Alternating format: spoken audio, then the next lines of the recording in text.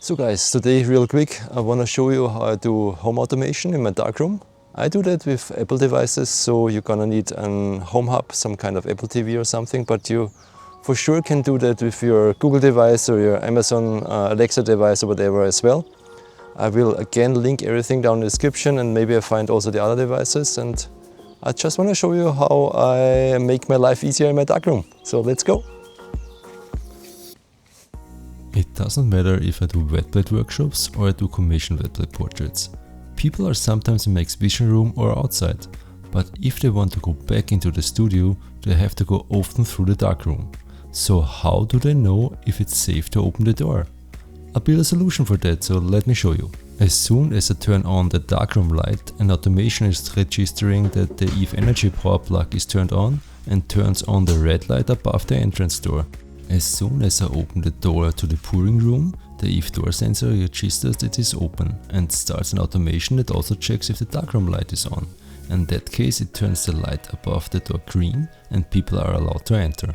I have an extra room to pour the plates to avoid the ether fumes in my studio. That is much more convenient for my sitters.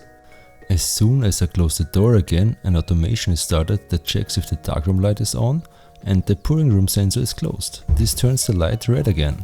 The exact same things happen when I open the door to my studio. The door sensor triggers an automation that turns the light green again.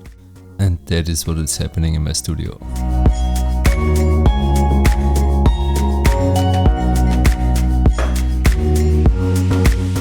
Closing the studio door again and the light above the door turns red again.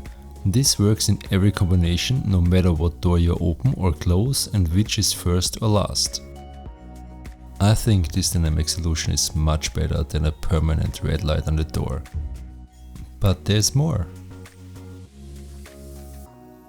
This is an EVE Waterguard that sends a notification if it detects water. So why do I need this? You already heard the term wet plate collodion process. This process needs the plate to be wet all the time. And at the end you need to wash every plate for at least 30 minutes. And as you can imagine, nobody watches the water running all the time. So if something is happening, the light turns blue, and in this case we can react quick to turn off the water. I also would get a notification on my phone, no matter where I am. This more complex automation cannot be done in the home app directly. You need an app like controller for that. Here are some examples how these automations work.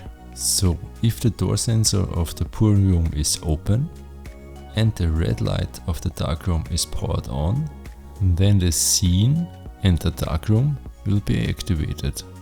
This scene turns the light green. A perfect development time for a wet plate should be 15 seconds.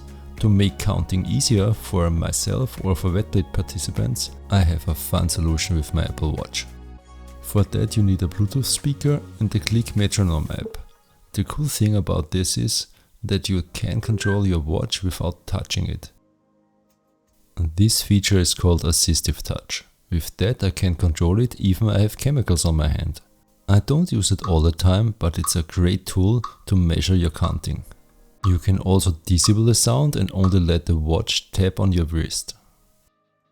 Some older watch models like mine will stop the sound when you turn your arm. In that case, it's better to use your phone as a speaker. A very quick example of what else you could use your home automation. As lots of you know, I have a 3D printer to print stuff for my cameras and for you guys.